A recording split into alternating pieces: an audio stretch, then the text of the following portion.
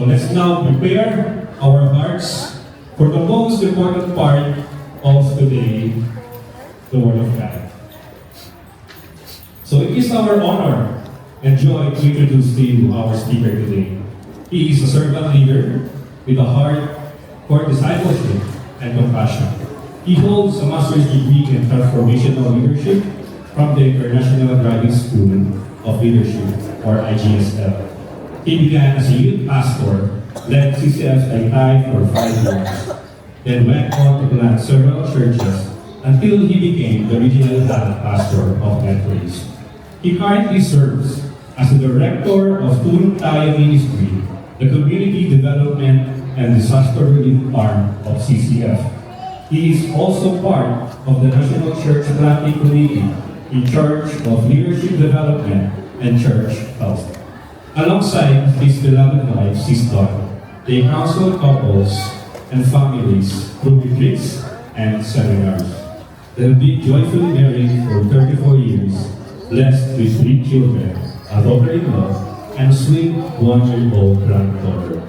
CCF Abu Dhabi, let's open our hearts and give a warm welcome to Pastor Dali Or-Israel. Thank you so much, Joseph. You know, it's such a joy for me to be here, of course, with my wife, and a pleasure as well to be celebrating the 12 years of God's faithfulness here in our church, CCF Abu Dhabi. Can we praise God? Can we give God our best round of praise? Recognize that we are here simply by the grace of God. Aside from teaching and proclaiming the gospel, he was also proactive in meeting the needs of the people, doing healing and performing miracles. Now, in verse 36, there is this one passage, okay, or in verse 36, it's a wonderful reminder for us to see the heart of Jesus. Because in verse 36, let's read this together, seeing the crowds, he felt compassion for them. Now, 2 things that we should always remember whenever we come across this passage. First is, he saw. Can you say he saw? Okay. The second thing is say, he felt. So 2 things.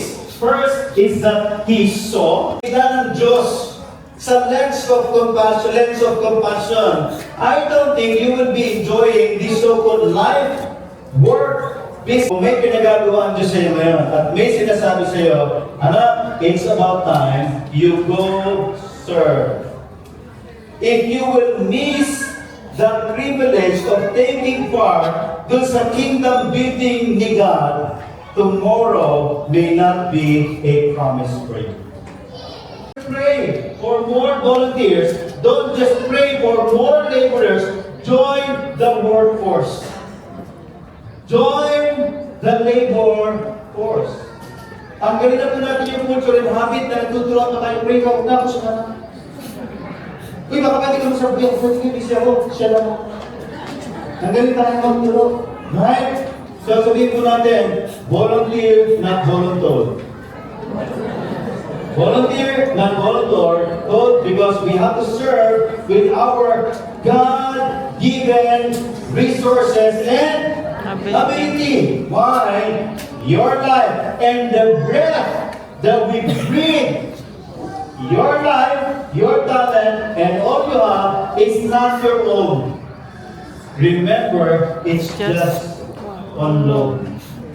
We are merely entrusted with these things, even with our life. And of course, because life in itself is a grace from you. We thank you, Lord, because despite our flaws, despite our stubbornness, despite our sinfulness, Lord, hindi mo po kami sinusukuan. And we just want to continue to ask that your Spirit, Lord, be in our midst, that you rule our hearts, O God, in order for us to not just obey, but for us to obey wholeheartedly.